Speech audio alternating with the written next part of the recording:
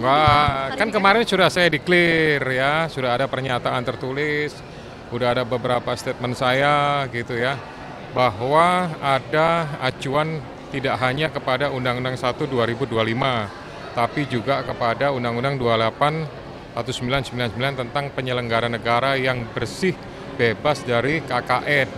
Nah, prinsipnya di situ. Kemudian masalah penyelenggara negaranya sudah diatur.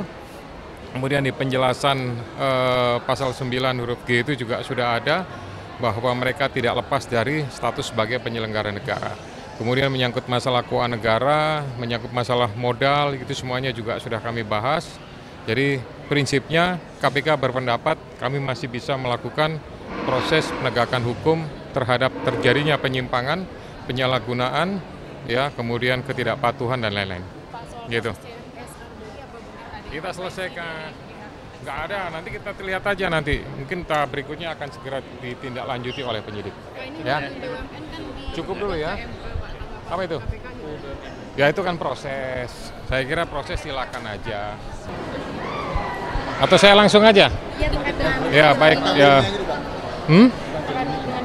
Ya.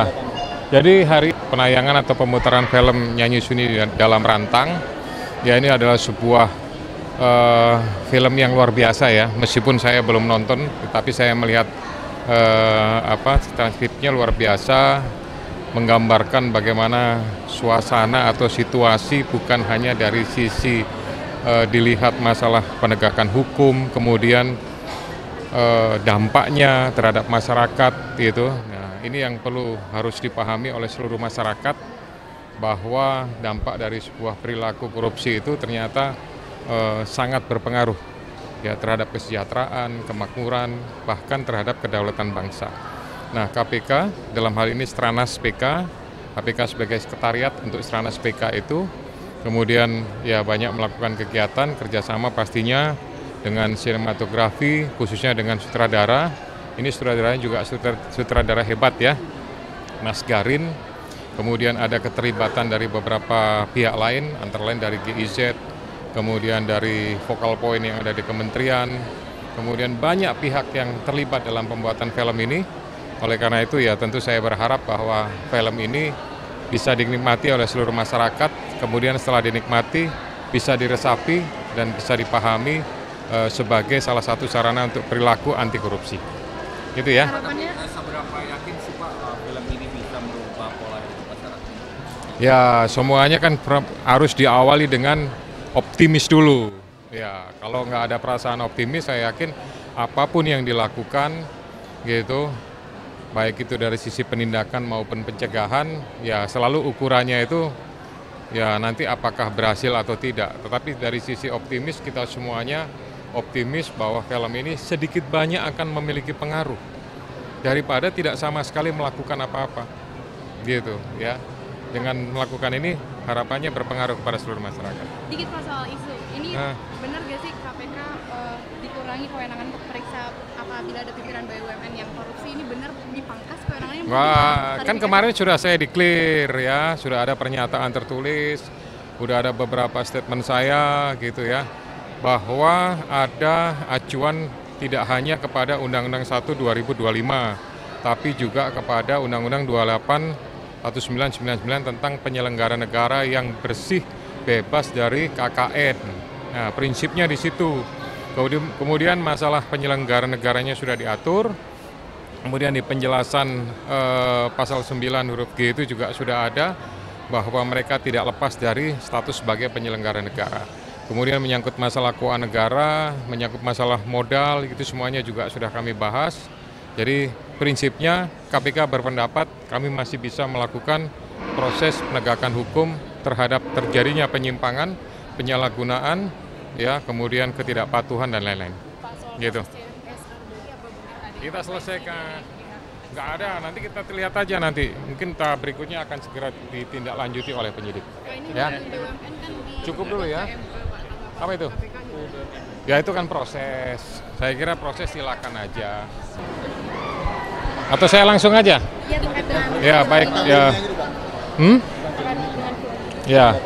Jadi hari penayangan atau pemutaran film Nyanyi Sunyi dalam Rantang, ya ini adalah sebuah film yang luar biasa ya. Meskipun saya belum nonton, tetapi saya melihat transkripnya luar biasa, menggambarkan bagaimana suasana atau situasi bukan hanya dari sisi dilihat masalah penegakan hukum, kemudian dampaknya terhadap masyarakat gitu. Nah, ini yang harus dipahami oleh seluruh masyarakat, bahwa dampak dari sebuah perilaku korupsi itu ternyata sangat berpengaruh ya terhadap kesejahteraan, kemakmuran, bahkan terhadap kedaulatan bangsa. Nah, KPK dalam hal ini Stranas PK, KPK sebagai sekretariat untuk Stranas PK itu kemudian ya banyak melakukan kegiatan kerjasama pastinya dengan sinematografi, khususnya dengan sutradara. Ini sutradaranya juga sutradara hebat ya, Mas Garin.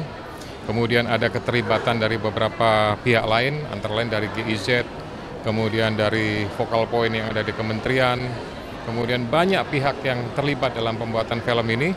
Oleh karena itu ya tentu saya berharap bahwa film ini bisa dinikmati oleh seluruh masyarakat, kemudian setelah dinikmati bisa diresapi dan bisa dipahami sebagai salah satu sarana untuk perilaku anti korupsi.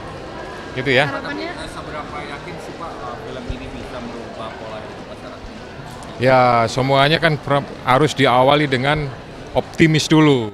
Ya kalau nggak ada perasaan optimis, saya yakin apapun yang dilakukan gitu, baik itu dari sisi penindakan maupun pencegahan, ya selalu ukurannya itu ya nanti apakah berhasil atau tidak. Tetapi dari sisi optimis, kita semuanya optimis bahwa film ini sedikit banyak akan memiliki pengaruh daripada tidak sama sekali melakukan apa-apa gitu ya.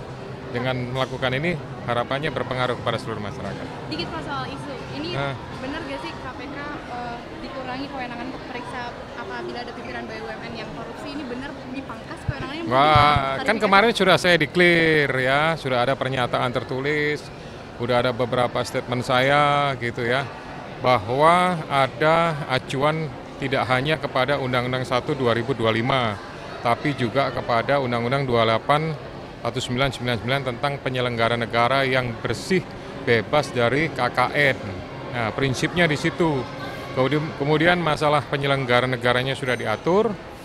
Kemudian di penjelasan pasal 9 huruf G itu juga sudah ada bahwa mereka tidak lepas dari status sebagai penyelenggara negara. Kemudian menyangkut masalah keuangan negara, menyangkut masalah modal, itu semuanya juga sudah kami bahas.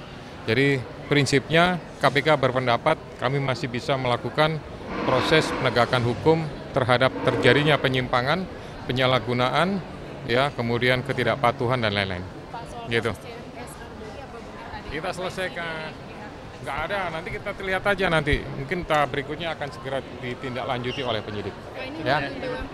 Cukup dulu ya. Apa itu? Ya itu kan proses. Saya kira proses silakan aja.